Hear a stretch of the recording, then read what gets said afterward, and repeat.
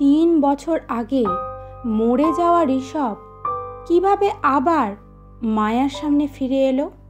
সে যদি ঋষভ নাই হয়, তবে এত মিল কোথা থেকে এলো? আর যদি হয়, তবে সে কেন মায়াকে চিনতে পারল না? এই প্রশ্নগুলোর উত্তর খুঁজতেই শুরু হলো মায়ার জীবনের দ্বিতীয় অধ্যায়, যেখানে প্রেম, স্মৃতি আর রহস্য মিশে তৈরি হয় এক ভয়ঙ্কর সত্য। মায়া ফিরে আসে সেই ফ্ল্যাটের নিচে আবার। এইবার সে আর কাঁপছে না, সে চায় উত্তর। 3বার দরজায় নক করে, আর এবারও দরজা খুলে সেই ছেলেটি। মায়া সরাসরি জিজ্ঞেস করে, তুমি ঋষভ নাকি সত্যি রুদ্র? ছেলেটি এবার একটু হাসে, বলে, আপনি আবার এসেছেন?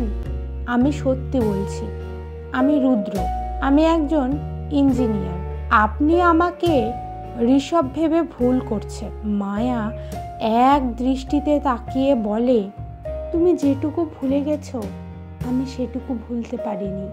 ছেলেটি এবার একটু বিরক্ত হয়, দরজা বন্ধ করে দেয়। কিন্তু দরজা বন্ধ হওয়ার মুহূর্তে মায়া দেখতে পায় ড্রয়িং রুমে রাখা একটা ছবি, ঋষভ আর মায়ার পুরনো সময়ের। ছবিটা একটা ছায়ার মতো অস্পষ্ট ফ্রেমে রাখা। মায়া এবার পুরনো এক বন্ধু তন্ময়কে খুঁজে বের করে, যে একসময় ঋষভের সবচেয়ে ঘনিষ্ঠ বন্ধু ছিল। তন্ময় বলে, ঋষভ তো সত্যি মারা গেছে, আমরাই তো তার সৎকার করেছিলাম, আর তুইও তো ওইখানেই ছিলিস।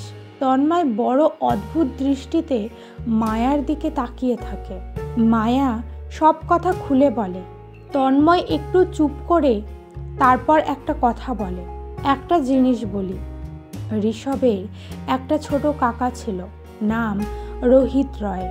দেখতে প্রায় ঋষভের মতোই ছিল, কিন্তু পরিবার থেকে বিচ্ছিন্ন হয়ে গিয়েছিল অনেক আগে। মায়া হঠাৎ আঁতকে উঠে, রোহিত রায়? মায়া আবার যায় সেই ফ্ল্যাটে।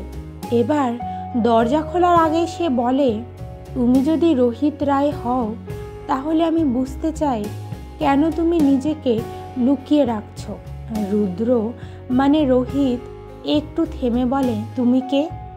মায়া চোখে জল নিয়ে বলে, ঋষভের প্রেমিকা ছিলাম। 3 বছর ধরে আমি একটা ছায়ার পেছনে হেঁটে এসেছি, আর এখন দেখছি তুমি হয়তো সেই ছায়া, কিন্তু তুমি কি আদৌ একটা মানুষ?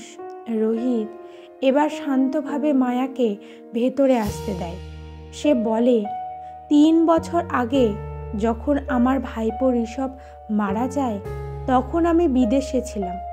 আমাদের পরিবার ভিন্ন ছিল, কিন্তু ওর মৃত্যুর খবর আমাকে ভেতর থেকে ভেঙে দেয়। আমি নিজেকে দায়ী করি, কারণ ঋষভ অনেকবার আমার সাথে দেখা করতে চেয়েছিল, কিন্তু আমি তাও দেশে ফিরিনি।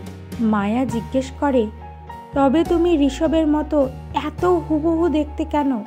রোহিত হাসে, আমরা কেন এমন দেখতে নিজেও জানি না। আমরা যমজ ভাই না, তবে আমরা একে অপরের কার্বন কপি ছিলাম।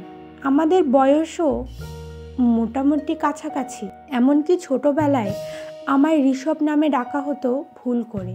এটা অনেকবার ঘটেছে। আমাদের সম্পর্কটা একটু জটিল। রোহিত আরও বলে, তুমি যে ছবিটা দেখেছিলে, ওটা আমি পেয়েছিলাম ঋষভের পুরনো জিনিসের মধ্যে। তখনই বুঝেছিলাম তুমি ওর জীবনের একটা অংশ ছিলে। আমি জানতাম তুমি আসবে একদিন না একদিন। মায়া এবার ধীরে করে বলে, তুমি যদি জানতেই, তবে আমার সাথে দেখা করলে না কেন? রোহিত উত্তর দেয়, কারণ আমি জানতাম তুমি ঋষভকে খুঁজছ, রোহিতকে না। আর তুমি সেই সময় সেই মানসিক পরিস্থিতিতে ছিলে না যে আমার কোনো কথা শুনবে বা বুঝবে। তাই আমি চাইনি তুমি আরেকবার ঋষভকে পেয়ে হারাও আর আবার ভেঙে পড়ো। তাই আমি অপেক্ষা করছিলাম কখন তুমি সমস্ত ব্যাপার বুঝে আমার কাছে আসবে। মায়া চুপচাপ সমস্ত কথা শুনে তারপর সেই বাড়ি থেকে বেরিয়ে আসে। তার মনে হয় সে ঋষভকে খুঁজতে গিয়েছিল, কিন্তু সে যেটা ফিরে পেয়েছে তা হলো ঋষভের স্মৃতি আর তার মতো দেখতে এক অপরিচিত মানুষ। এবং সেই মানুষটির মাধ্যমে মায়ার মনে তৈরি হয় মনস্তাত্ত্বিক সমাপ্তি। এবার যেন মায়া ভেতর থেকে ঋষভকে হারানোর সত্যিটা একটু হলেও গ্রহণ করতে পারে। রোহিত আর মায়া আর কখনো দেখা করেনি, কিন্তু মাঝে মাঝে রাতে একটা ব্যালকনিতে একটা ছায়া দাঁড়িয়ে থাকে, হাত নাড়ায়, যেন বলে ভালো থেকো। কখনো কখনো সব হারানো মানেই সব শেষ নয়, কোনো ছায়া তোমার জীবনের শেষ সত্যিটা তুলে ধরে।